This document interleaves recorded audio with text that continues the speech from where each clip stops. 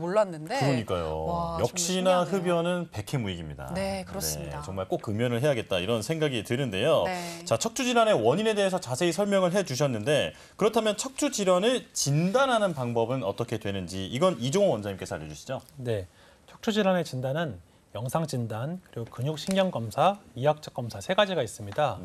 영상 진단에도 세 가지가 있는데요. 척추 질환의 대표적인 영상 진단은 엑스레이, CT, MRI 세 가지입니다. 네. 엑스레이는 먼저 환자분들께 설명드릴 때 뼈를 본다고 말씀드립니다. 척추뼈의 모양, 배열, 골절 등을 확인할 수 있고요. 이 엑스레이 진단에서 척추 측만증, 척추 분리증, 전방 전이증을 간변 진단할 수 있고요. 그다음 CT는 뼈와 근육, 인대까지 볼 수 있는데요. 네. 특히 추간판 탈출증에서 생기는 정확한 부위, 심각도를 볼 수 있고 관절과 인대의 석회화, 퇴행성 변화, 그런 협착증 등을 간별 진단할 수 있습니다. MRI는 이제 이 모든 기능이 다 포함되어 있는 건데 네. 이 뼈와 관절, 인대, 그리고 혈관, 신경에까지 이르는 모든 상태를 볼 수가 있고 각종 모든 질환과 상태를 척추의 전반적인 내용에 걸쳐서 볼 수 있는 검사입니다. 그리고 이제 그 다음은 이제 근전도 검사, 신경 전도 검사인데요. 이제 팔, 다리 근육에서 이상 증상이 일어날 때 근육의 문제인지 신경의 문제인지 보는 건데요. 네. 이제 근전도 검사 같은 경우에는 근육을 반으로 삽입해서 근육의 기능을 기계로 측정하는 검사고 신경 전도 검사는 이제 해당 신경 분절에 패치를 붙여서 신경이 잘 전송이 되는지 확인하는 검사입니다. 그리고 마지막으로 이학적 검사가 이제 제일 흔한 검사인데 네. 이학적 검사는 우선 시각적으로 이제 척추의 후만, 전만 이런 것들을 이제 눈으로 확인하는 거고요. 통증 유발 검사는 이 대표적으로 SLR 테스트랑 스퍼링 테스트가 있어요. 이제 SLR 테스트 같은 경우에는 누워서 다리를 들어 올리는 거거든요. 네. 네. 다리를 들어 올려서 디스크가 혹시 디스크 증상이 있는지 확인하는 분재별로 이제 들어 올려서 확인할 수가 있고요. 네. 또 올리면서 이제 저리면은 이제 디스크를 의심해 볼 수 있는 거죠. 스퍼링 테스트 같은 경우에는 이제 경추를 짚어서 해당 경추가 이제 경추에 디스크에 문제가 있는지 압박을 해가지고 저린지 확인해 보는 검사예요. 그래서 디스크 검사에서 가장 먼저 다용하는 검사고요. 네. 마지막으로 신경학적 검사 같은 경우에는 근력 검사, 피부 자극 검사, 그리고 반사 검사 이렇게 망치 같은 걸로 때려서 검사하는 거 아시죠? 아, 네. 그래서 무릎 들어 올라가는 거요. 그런 네. 검사 반사까지 해서 척추 질환들을 간별 진단하는 검사법들이 있습니다. 아, 그렇군요. 정말 다양하네요. 네, 이 척추 질환을 진단하는 방법에 대해서 자세히 말씀해 주셨는데 그렇다면 이제 질환으로 좀 더 깊이 들어가 보겠습니다. 자, 당연히 척추 질환 하면 가장 먼저 떠오르는 게 디스크잖아요. 그렇죠. 네, 자, 이 디스크 그래서 추간판 탈출증에 대해서 알아보려고 하는데요. 먼저 최재원 원장님께서 알려주실까요? 예, 추간판 탈출증에 대해서 좀 알려드리겠습니다.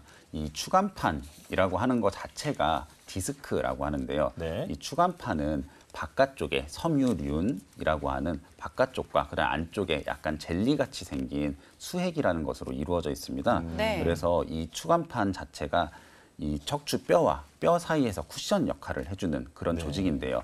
이것이 어떤 여러 가지 이유들을 통해서 이 뒤쪽으로 약간 튀어나오게 되면서 그 부분으로 지나가는 신경을 누르게 되는 게 바로 추간판 탈출증이라고 보시면 됩니다. 네. 이런 증상들은 아무래도 외적인 충격 아니면은 장시간에 좀 잘못된 자세나 아니면은 이 추간판 자체의 퇴행성 변화 때문에 나타나게 되고요. 네. 이것들이 심하게 되면은 바깥쪽 섬유륜 자체가 그냥 튀어나오기만 하는 것이 아니고 터져버리면서 안쪽에 있는 수액이 바깥으로 튀어나오게 됩니다. 네. 이렇게 되는 것을 흔히들 이제 디스크가 터졌다라고 얘기하는 것이고요. 네. 이렇게 되면은 이런 나온 것들이 신경을 압박하고 염증을 만들어서 신경 자극을 만들어서 이 각각 분절마다 이제 담당하고 있는 그 신경 부위에 여러 가지 증상을 만들어내게 되는데요.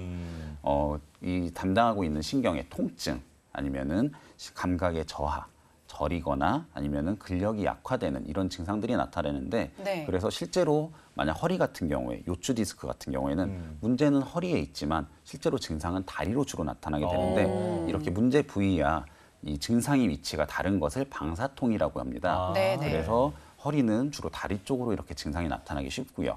그다음에 경추부에 문제가 생기는 경우에는 팔 쪽으로, 그다음에 손 쪽으로 증상이 많이 나타나게 됩니다. 그래서 이런 디스크의 진단 같은 경우에는 엑스레이만으로는 이제 약간 뭐 뼈길이 좁아졌다 이 정도만 확인이 가능하고요.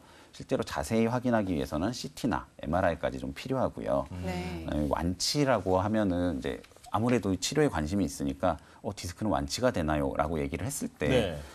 이미 터져버린 디스크 같은 경우에는 그것을 다시 원래 상태로 돌려내는 것은 힘든데요. 대신에 이 증상이 평소에 크지 않아서 평소 생활을 할 때 크게 불편감이 없는 수준까지는 치료가 가능합니다. 그렇군요. 일상생활에 뭐 문제는 없는 정도로는. 그렇죠. 네, 그렇군요. 네. 추간판 탈출증, 그러니까 디스크에 대해서 이야기를 해주셨는데요. 이 디스크 이야기가 나오니까 또 생각이 나는 게 척추관 협착증입니다. 척추관 협착증과 디스크 많이 비교들 하시는 것 같은데 보통 디스크 같은 경우에는 뭐 20대, 30대 젊은 층에게서도 많이 발병을 하는 반면에 이 척추관 협착증 같은 경우에는 50대 이상의 조금 나이가 있으신 분들에게서 많이 발병을 한다라고 알고 있거든요. 자, 그렇다면 이 척추관 협착증의 발생은 노화와 관련이 있는 것인지 이 원장님 설명 부탁드리겠습니다. 네, 아무래도 연령대가 올라갈수록 척추관 협착증이 발생한다는 빈도가 올라가고 있습니다. 아무래도 협착증이라고 하는 증상은 척추신경을 둘러싸고 있는 척추관 자체가 좁아지는 거거든요. 네. 척추관을 구성하는 후관절 후관절 돌기, 추궁, 황색인대, 추체, 추간판 등 여러 가지가 있어요. 근데 이런 여러 가지 구조물들이 퇴행성 변화를 받아야 되기 때문에 아무래도 시간이 걸리죠. 네. 그러니까 아무래도 연세가 있으신 분들이 협착증 오기가 쉽고요. 네. 그래서 이제 MRI로 진단을 많이 하는데 특히 요추 협착증 같은 경우가 이제 빈도가 높거든요. 근데 요추 척추관 협착증 같은 경우에는 특징적으로 엉덩이나 항문 쪽으로 증상이 많습니다. 특히 심해졌을 때 괄약근 장애가 있는 경우도 있고요. 이 문제 부위 아래로 내려가는 신경들이 담당하는 골반부터 다리까지의 여러 가지 부위들의 신경 증상들이 생기게 되죠. 네. 주로 허리를 펴고 걸을 때는 별로 안 아픈 것 같다가도 막 아프다가도 이 굽혀서 쪼그리고 앉으면 나아져요. 네. 그래서 환자분들한테 쪼그리고 앉았을 때 어떤지 많이 물어보게 되는데요. 그렇게 이제 요추 협착증을 이제 진단을 하고 경추 같은 경우에 빈도는 좀 작은데 아무래도 경추는 위에서부터 막히게 되면 전신으로 증상이 생기거든요. 네. 네. 그래서 바로 이제 MRI랑 CT 검사를 통해서 진단하는 게 확실하다고 할 수 있습니다. 네. 네. 자, 지금 이제 자세하게 설명을 해주고 계신데 원장님 저희가 지금 준비한 질문 많거든요. 네. 이번에 좀 간략하게 부탁을 드릴게요. 자, 허리 디스크와 척추관 협착증 아마 헷갈리시는 분들이 정말 많을 것 같은데 이 두 가지 좀 구분할 수 있는 방법, 좀 간편한 방법을 최재훈 원장님께서 알려주시죠. 사실은 디스크와 척추관 협착증은 기본적으로 이제 다른 질환이긴 하지만 네. 네. 꼭 따로따로만 나타나는 것은 아닙니다. 같이 나타날 수도 예, 있나요? 같이 나타나는 경우도 있습니다. 근데 이제 그 중에서 이제 디스크 같은 경우에는 외부적인 충격 때문에도 나타나서 급성적으로 발생할 수도 있고요. 그래서 젊은 층에게서도 나타날 수 있는 반면에 네. 상대적으로 척추관 협착증은 방금 설명 들으신 대로 조금 더 나이가 드신 경우에 퇴행성 질환 때문에 나타나는 경우가 많고요. 네. 그다음에 급성적으로 외부적인 충격 때문에 나타나는 디스크는 이제 그 한 부위 이외에 다른 부분으로는 정상적일 수 있는데 이제 척추관 협착증은 퇴행성 변화이기 때문에 한 군데가 아니라 그 위아래 다른 부분까지도 증상은 없더라도 나쁜 경우가 굉장히 많습니다. 네. 네. 그래서 디스크 같은 경우에는 흔히 요추의 경우에 앞으로 숙이면은 뒤쪽으로 더 튀어나오면서 증상이 악화되고 그다음에 오히려 뒤로 쭉 몸을 젖히게 되면 호전되는 경우가 많은 편이고요. 네네. 협착증은 반대로 몸을 앞으로 숙이면은 조금 호전이 되고요. 그다음에 뒤로 젖히면 증상이 악화가 됩니다. 디스크는 초기에는 좀 치료가 잘 되고 빠른 편인데 네. 협착증은 사실은 아까 말씀드린 이 디스크 완치가 힘든 것보다도 조금 더 완치가 힘들어서 이제 같이 적당히 관리해가면서 사신다고 보면 좋습니다. 그렇군요. 네, 디스크와 척추관 협착증을 비교하는 방법에 대해서 지금 말씀을 해주셨는데, 자 그런데 협착증 하니까 또 이 척추뼈 사이에 공간이 좁아지는 추간공 협착증 이 부분도 좀 듣고 싶은데요. 이 원장님 설명 부탁드리겠습니다. 네, 추간공 협착증은 이제 척추관 협착증과 차이가 뭐냐면 척추관 협착증은 큰 척추신경 자체가 막히는 거죠. 네. 추간공은 좌우측으로 갈라져 나오는 분지에서 막히는 거예요. 그래서 양쪽으로 있겠죠. 그래서 주로 증상이 한쪽에서 생겨요. 한쪽 위주로 생기고 이제 4, 5 요추관에 많이 생기고 여성분들에게 좀 많이 나오는 경향성이 있습니다. 이 증상의 특이점은 요추부를 굴곡시키면 허리를 구부리면서 좀 편해지고요. 네. 그리고 몸을 세우게 되면 심해지는 증상이 있어요. 그래서 네. 그렇게 해서 감비를해서 처음에 여쭤보게 되고요. 무거운 물건을 드는 경우도 압박이 되니까 아프기 때문에 추간공 협착증은 이게 협착증과 이렇게 차이가 있다 이렇게 정리할 수 있습니다. 네. 네. 자, 이제 마지막으로 살펴볼 게 바로 척추 측만증인데요. 이 척추 측만증 사실 이 젊은 사람들도 많이 앓고 있잖아요. 그쵸. 자, 그래서 이 척추 측만증 어떤 것인지 이제 궁금한데 사실 이게 소화불량이나 폐활량의 문제까지도 불러일으킬 수 있다고 합니다. 자, 이 부분은 이종호 원장님께서 좀 알려주실까요? 이 척추 측만증은 이제 육안으로 보기에 척추가 좌우로 휘어 있거나 앞에서, 옆에서 봤을 때 척추가 앞뒤로 휘어 있거나 하는 거를 보는 건데요. 엑스레이로 정확하게 각도를 재서 진단할 수 있는 질환이에요. 네. 근데 이게 아무래도 많이 휘어지게 되면은 흉곽이나 소화기관 각종 기관에 영향이 미치는 경우도 있어요. 네. 그래서 이제 이학적 검사로는 이렇게 몸을 이렇게 앞으로 구부려서 뭐 의사가 뒤에서 검사했을 때 어느 정도 튀어 올라오는지 봐서 검사할 수 있는 방법이 있습니다. 그거 한번 본 적 있어요. 이렇게 숙이라고 해서 뒤에서 봤을 때 이제 등 한쪽이 이렇게 올라와 있다든지 그거 말씀하시는 거죠? 그렇죠. 아, 그래서 네네네. 그렇게 해서 처음에 봤을 때 이 척추의 형태를 볼 수가 있는 거고, 아무래도 청소년기에 좀 있다 보니까 청소년기에 특발성으로 발생을 해요. 정확히 네. 말하면 정확한 원인을 알 수 없다는 뜻이고요. 그래서 그런 상태니까 청소년기 때 관리 잘해줘야 됩니다. 아, 그렇군요. 네. 자, 이렇게 다양한 척추 질환에 대해서 알아봤는데요. 저희가 척추 질환의 종류 다시 한번 화면으로 정리해 봤습니다. 함께 보시죠.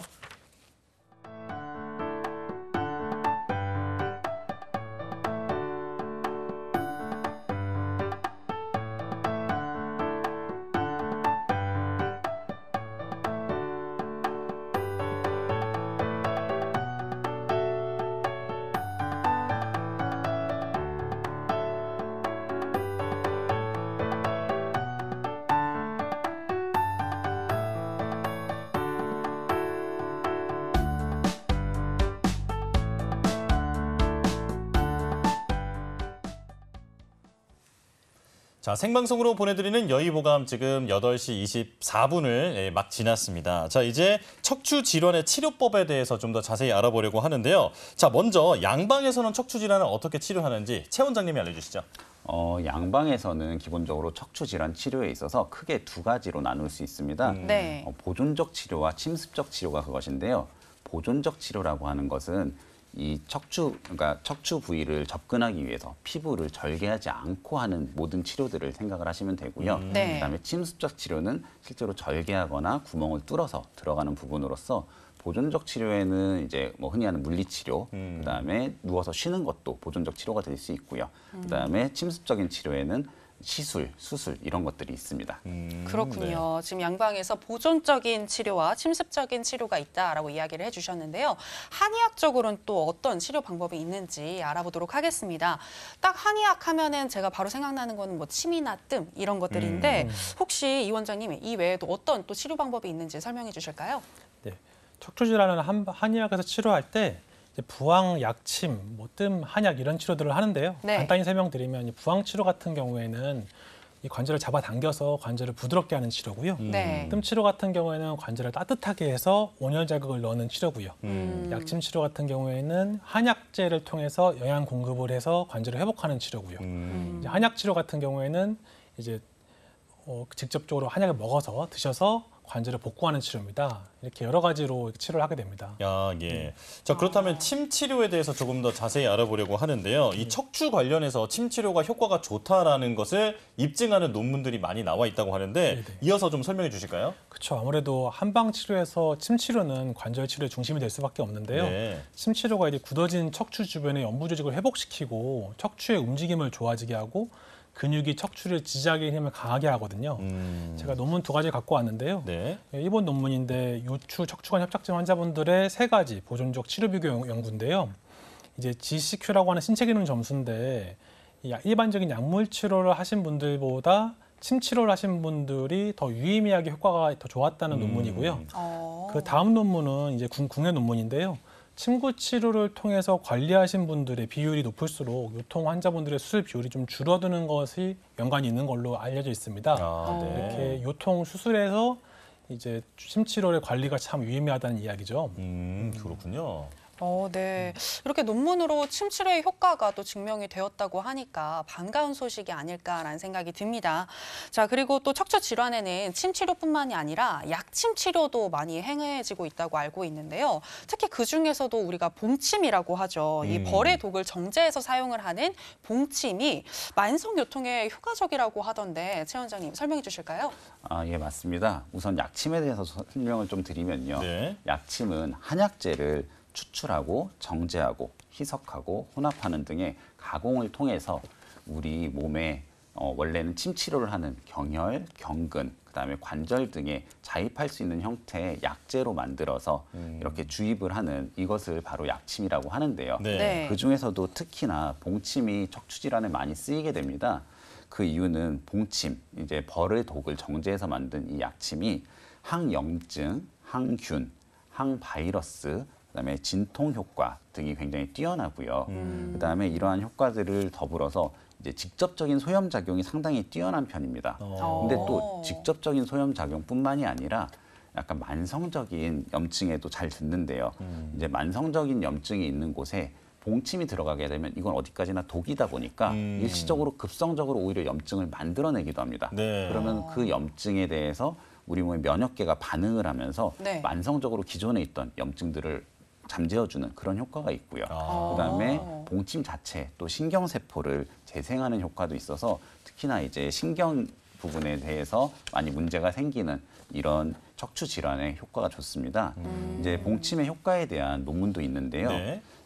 옆에 지금 보시면은 만성 요통에 대한 봉독 침술의 효능이라고 하는 그런 논문인데요. 이 논문에서는 이제 봉침을 시술한 그룹과 봉침을 시술하지 않은 그룹을 나눴을 때 3주간 봉침을 시술을 했을 때 성가심, 그다음에 통증의 강도 등이 줄어들고 그다음에 기능의 회복에 상당한 개선이 있었다라고 이렇게 연구가 되어 있습니다. 그렇군요. 자, 봉침 그러니까 벌의 침 그 독을 가지고 치료를 하는 건데 당연히 전문가가 진찰을 하고 진료를 해줘야겠죠. 네. 자, 그리고 이제 다음은 부항 치료에 대해서 알아보려고 하는데 정말 보기만 해도 시원해지는 것 같습니다. 네, 전 부항 치료 정말 좋아하거든요. 저도요. 네, 자, 이 부항 치료가 도대체 어떤 원리로 이렇게 질병을 완화를 시켜주는 건지 이종호 원장님이 알려주시죠. 네.